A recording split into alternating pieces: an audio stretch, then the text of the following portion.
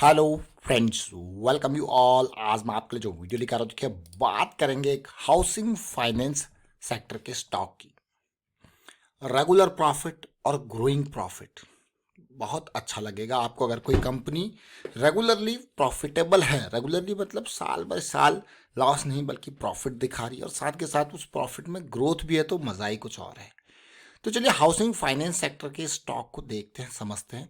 और आगे बढ़ने से पहले मैं आपको बता दूं, अगर आपने अब तक चैनल को सब्सक्राइब नहीं किया तो जल्दी से सब्सक्राइब कर लें, बेल आइकन को प्रेस कर लें, जिससे आपको नोटिफिकेशन आती रहेगी। और प्राइस सेक्शन की सीरीज ऑलरेडी आपके लिए है। मेहनत आपकी है प्रैक्टिस में। प्रैक्टिस से कॉन्फिडेंस बढ़ेगा, कॉन्फिडेंस से आप रिस्क मैनेजमेंट के बारे में सोचोगे और एग्जीक्यूशन में स्मूथनेस आएगी। तो आप ये देख रहे हो, समझ रहे हो। इसीलिए देखिए प्राइस सेक्शन की सीरीज आपको हम बार बार कहते हैं कि प्रैक्टिस जरूर कीजिए, वीकेंड एक्सरसाइज जरूर कीजिए, रेगुलर एक्सरसाइज जरूर कीजिए। और वीकेंड एक्सरसाइज रेगुलर एक्सरसाइज से आपको बहुत हद तक, मैं कहूँगा, एक कॉन्फिडेंस 1-2 महीने के ही इस वीकेंड एक्सरसाइज और रेगुलर एक्सरसाइज के थ्रू आपको बहुत बड़ा कॉन्फिडेंस हासिल होगा। और क्या करना है वीकेंड एक्सरसाइज रेगुलर एक्सरसाइज में, ऑलरेडी आपके सामने चीज़ें हैं ये प्राइस सेक्शन की सीरीज में। देखिए सीखने में अगर कहीं पे, मैं कहूँगा, अगर आप लाखों करोड़ों रुपए भी दे दो ना सीखने में, तब भी आपको जो चीज़ है, जो रियलिटी है, वो रियलाइज़ होगी कि एट द एंड प्रैक्टिस आपको करनी है। कहीं से भी कुछ भी पढ़ लो, प्रैक्टिस आपको करनी है। और जब तक प्रैक्टिस नहीं होगी तब तक कॉन्फिडेंस गेन होना मुश्किल है। टिप या रिकमेंडेशन से दूर भागिए और अपनी एनालिसिस के ऊपर विश्वास कीजिए। तो चलिए समझते हैं, आज एक स्टॉक को देखेंगे। उससे पहले भी रिसेंटली हमने चर्चा करी CESC लिमिटेड की, और CESC लिमिटेड बिल्कुल बेहतरीन तरीके से, वाह क्या मूव है, आप देखिए, बढ़िया मूव, बहुत ही बेहतरीन, बिल्कुल एक्सपेक्टेशन के हिसाब से CESC लिमिटेड ने अपने इम्पॉर्टेंट टारगेट जोन को आज की डेट में इस वीक में ध्वस्त किया है। देखिए ये लेवल देखिए, ये प्राइस एक्शन देखिए, ये प्राइस एक्शन बहुत इंपॉर्टेंट स्टार्ट हुआ था 75 के लेवल से, और आपने इंपॉर्टेंट जोन को आज ध्वस्त कर दिया है। अमेजिंग है कि नहीं। देखिए रैली, बिल्कुल वॉल्यूम गायब, वॉल्यूम तेज, फिर वॉल्यूम गायब, फिर और तेज वॉल्यूम। देखिए वॉल्यूम तेज और थोड़ा कम, आपको गैर हुआ।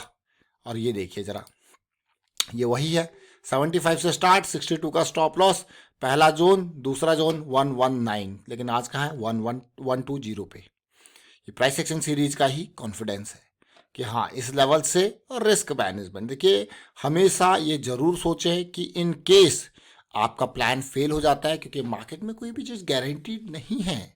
यहाँ पे रिस्क मैनेजमेंट को हमेशा प्रायोरिटी देना है, क्योंकि मार्केट के डायनेमिक नेचर के हिसाब से। और ये जुलाई 10 का वीडियो है, CESC का भी काफ़ी डिटेल में हमने चर्चा की थी। आज चर्चा करने होंगे Aptus value housing finance India limited.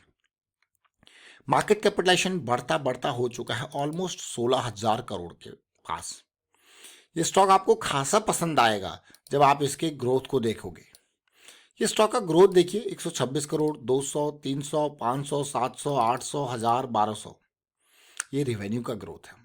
इस रिवेन्यू के साथ साथ प्रॉफिटेबिलिटी भी जुड़ी है। देखिए साल दर साल प्रॉफिटेबिलिटी देख सकते हो आप, 200 करोड़, 250 करोड़, 450, देखिए 500, 550 करोड़। अब देखिए ग्रोथ है रिवेन्यू में, साथ में प्रॉफिटेबिलिटी को भी आप कहोगे यार वाह, ये तो बहुत ही बेहतरीन तरीके से प्रॉफिट भी छाप रहा है।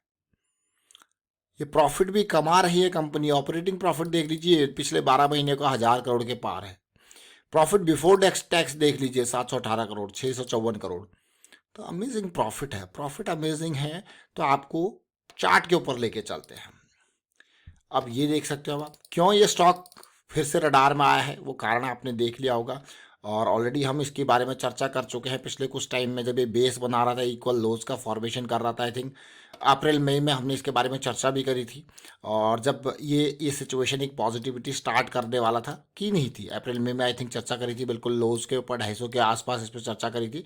लेकिन अब एक बेहतरीन सिचुएशन में देखिए, अब आप एक बेहतरीन पॉजिटिविटी वाले सिचुएशन में आप देख पा रहे हो स्टॉक को। जस्ट चीज़ें स्टार्ट होती हुई देखने को मिल रही है, मोमेंटम है। जो मोमेंटम लूज़ किया था वो मोमेंटम वापस आ रहा है। और अभी भी मैं कहूँगा कि चीज़ें बहुत ही अंडर कंट्रोल है। ये जिस लेवल का स्टॉक इसके नंबर्स दिखा रहे हैं, उस लेवल के प्राइसिंग अभी नहीं है। तो चलिए छोटे टाइम फ्रेम पे चलते हैं, वहाँ से कुछ और रिलेट करने की कोशिश करेंगे, क्योंकि मार्केट में नया है। और नया जब मार्केट में है तो अब ये सिचुएशन देखिए, आज की डेट में एक बहुत ही बेहतरीन प्राइस दिखाया था, जिसके कारण वह से स्टॉक फिर से रडार में आया। और मैं आपको बार बार कहता हूँ कि सिचुएशन जब भी आपको इस तरीके से दिखे तो पैरेलल लाइंस ड्रॉ जरूर करें, ताकि आप रिजेक्शन एरियाज देखो। ये कंसोलिडेशन हमारे लिए बहुत इंपॉर्टेंट थी। ये साइकिल स्टार्ट होती है और अभी भी देखिए सब कुछ अंडर कंट्रोल। 317 का प्राइस, आप सिचुएशन देख सकते हो 317 का प्राइस। लेकिन इस स्टॉक से जो उम्मीद है वो ये थोड़ा ना कि भाई हम जो है 390 तक की उम्मीद लेके चलेंगे, क्योंकि ये स्टॉक आईपीओ के बाद एक रेंज में ही है, ज़्यादा दूर अभी गया नहीं है। लेकिन इससे काफ़ी दूर की उम्मीद होगी। क्यों क्यों इससे दूर की उम्मीद? क्योंकि ग्रोइंग है, ग्रोथ है। कोई ऐसा नहीं कि एक एग्जिस्टिंग चार्ट हमारे पास पड़ा हुआ है, इस तरीके की सिचुएशन नहीं है। स्टिल ये सिचुएशन जो है ये यहाँ पे काफ़ी चीज़ें अब देखिए धीरे धीरे करके म्यूचुअल फंड वाले इंटरेस्ट दिखाएंगे, तो यहाँ पे और पॉजिटिविटी आपको देखने को मिलेगी। डिमांड जब स्टॉक आता है, डिमांड में आता है, और उसके बाद देखिए कभी भी हो अगर आपको कोई ग्रोथ स्टॉक देखने को मिलता है तो वो आपको दिखता है, आपको हो गया यार वो तुरंत के तुरंत भागे। वो कंसोलिडेशन में भी, क्योंकि बहुत सारे लोग उस पर ध्यान रखते हैं, और वो कंसोलिडेशन के बाद जब वो रैली आती है तो बहुत ही ज़बरदस्त रैली आती है।